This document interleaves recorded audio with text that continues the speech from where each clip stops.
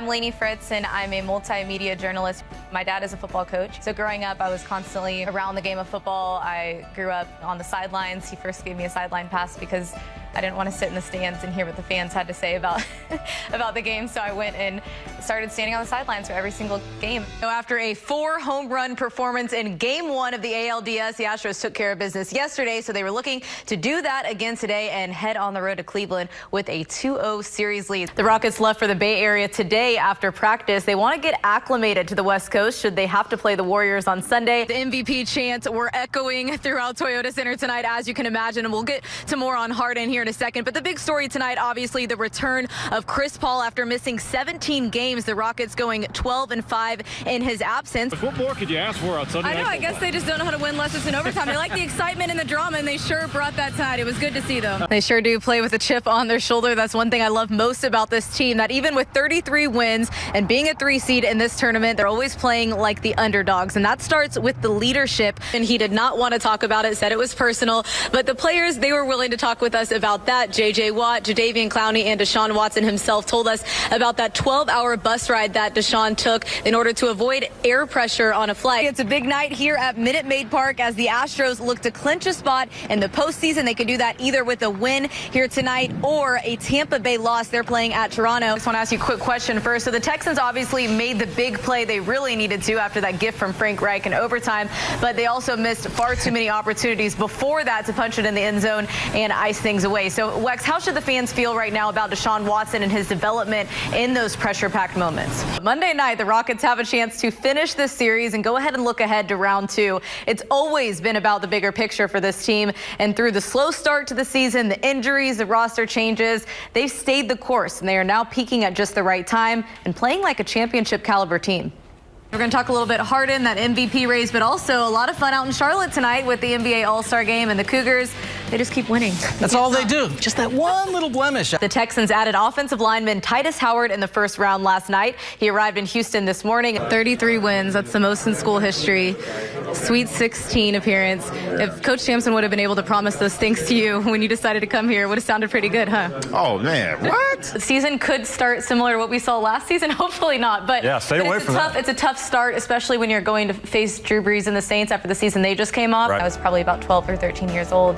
She said, you should really do sports reporting. From that moment, a seed was kind of planted, and I really never looked back. I knew that's exactly what I wanted to do. Zach Ertz really being the #1 target of the Eagles offense thus far. Yeah, I mean, I'll tell you, Ertz has been a name that has been brought up time and time again in the press conferences this week here in Houston, but also guys like Alshon Jeffries. They know that Foles can spread the ball around, and what they're really focused on, this Texans secondary, is not giving up the big plays. They have really struggled with that. Andrew Luck and T.Y. Hilton came up here and carved up the defense a couple weeks ago when they got their first loss after that 9-game win streak. I think Hilton had 4 catches for over 20 yards. One of those was a 60-yard catch. So their big focus right now when it comes to Nick Foles and this Eagles offense is not giving up those big yardage plays. They want to make them drive the length of the field, hope they can get a mistake, a turnover here and there. They are very serious about making things better for Deshaun Watson next season, investing in the protection of their quarterback with 2 of their 3 first picks being offensive linemen. Now, one of them is already here in Houston. You mentioned the 60-yard touchdown catch he had. He's now passed up Jerry Rice on 60-yard touchdown catches. So when you say he might be better at it, I think so. Yeah, it's a pretty good lift. Utah had the #1 defense since the All-Star break coming into this one, but I'll tell you what, they're going to have to go back to the drawing board after tonight. And James Harden didn't even shoot particularly well considering what we're used to seeing from him, averaging 36 points this season, had only 29 tonight. Speaking of that defense, last week they set a new NCAA record with 20 passes defended. How much confidence do you have in the way they're playing right now?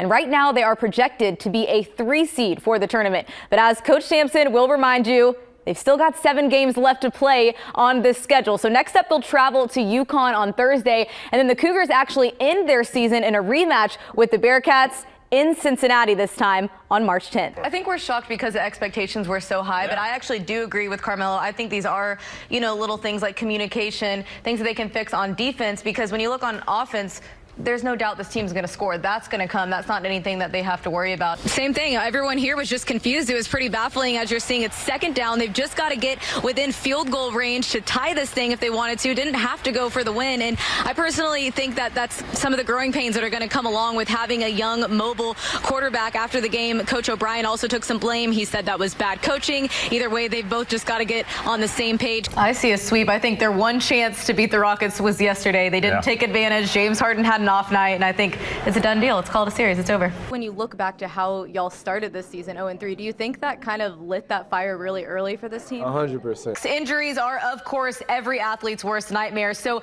imagine being able to help prevent those by identifying imbalances in the body, not by the naked eye, but with advanced muscle mapping technology. This primetime matchup's so big for the Texans because they're trying to build some momentum here after getting their first win of the season last week. In the locker room after the game, if he felt like he had settled in there by the third quarter, and he said, no, I felt great the whole game. He said there's more to rhythm than just scoring, and I think everybody agrees with that. The energy he brings on defense will be big, especially here in the immediate future without Clint Capella. Really just a poor performance from the Texans in all three phases today, starting with the special teams giving up that fake punt for a touchdown. That got him behind the 8-ball early, and then the offense just beat themselves all game long with penalties and silly mistakes. I went to Sam Houston State University where my dad was coaching at the time. Obviously, it was pretty nice for me because I got to interview my dad at practice, and he would even shoot my stand-ups for me afterwards, and I'd put together these pieces. It definitely gives me a lot of confidence, and it also, I feel like, gives me an insight that others may not have. Okay, thank you, Rainey. We'll see you back here tonight at 10. Well, the NFL draft wrapped up today with rounds 4 through 7. The Texans did not have a 4th pick thanks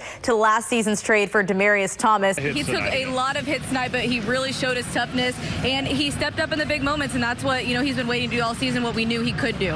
And mentioning Fuller, that's exactly why they brought him here. Things like we saw last game to make things easier on Hopkins, to present that deep threat, and that's where the Texans need to figure out how they're going to replace that moving forward. And you guys deserve a lot of the credit too. All right, so next up on Friday, they've got Kentucky and Kansas City, and we're all going to be rooting for them. That's for sure.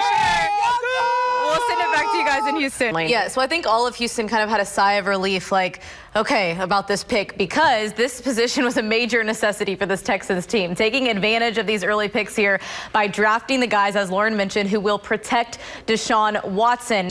I think if Blake Bortles had not come out of this game, then the Texans defense would have kept the Jaguars out of the end zone. They just had to adjust a little bit to Kessler when he got in there and gave up that one touchdown. But I'm really impressed with where this Texans defense is entering Week 8. Now they've got a quick turnaround for Thursday's home game with Miami. The biggest key, I think, in how they've turned things around is their ball security. They are ranked 3rd in the league right now in the turnover takeaway margin. They're +10, and Deshaun Watson has only had 2 turnovers in the past 9 games. That's a part of his game that he has really greatly improved from last season. J.J. Watt back on the field for the first time since his injury. Very emotional day for this Texans team. Now, this team hasn't been to the playoffs in 9 years, so they tell me that is the goal. That's what they're working towards, and that's what they know would make Chris and Riley proud. Again, they start their season at home on August 31st, and Randy, Rachel, I think I speak for all of us, we're going to be cheering them on this season. So defense is the cornerstone of this team, but you kind of saw what can happen today if you guys don't have a great game offensively. How big will it be just to be firing on all cylinders? I'm actually seeing even more Cougar fans here in Tulsa than I saw before Friday's game. They're starting to show up here to the BOK Center, although the Cougars won't take the court until after the first game, which starts at 5:10. Back home Monday against Atlanta. And Wex, when you look ahead at these next 8 games, 5 of them are on the road against good teams. You hear it from coaches all the time, but here at North Shore, Coach K has truly instilled the concept of never looking too far ahead, taking it 1 week at a time, and his guys have really bought in. Winning a state title has got to be a goal for you guys. I know you take it week by week, but obviously that's the ultimate goal for any team when they start a season. You guys are well on the way to do it.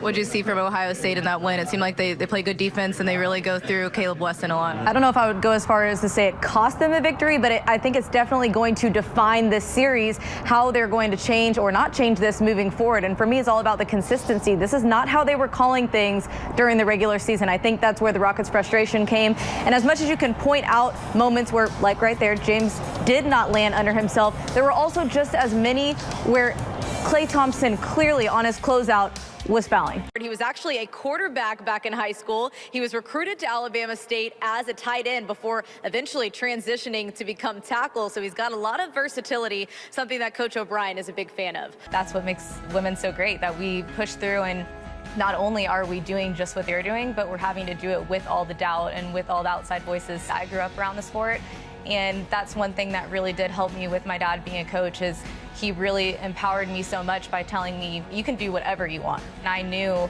just from the confidence he gave me that you can go out there and report on football just as good as the guys can. I don't think you have to carry yourself differently, because I don't think you should. I think you should be able to show up and do the exact same job that everyone else does and be taken just as seriously. But I think the biggest thing is just blocking out the noise if people don't give you that same respect and take you seriously. You're in your own lane and you're racing your own race, and that's what you always have to remember at the end of the day.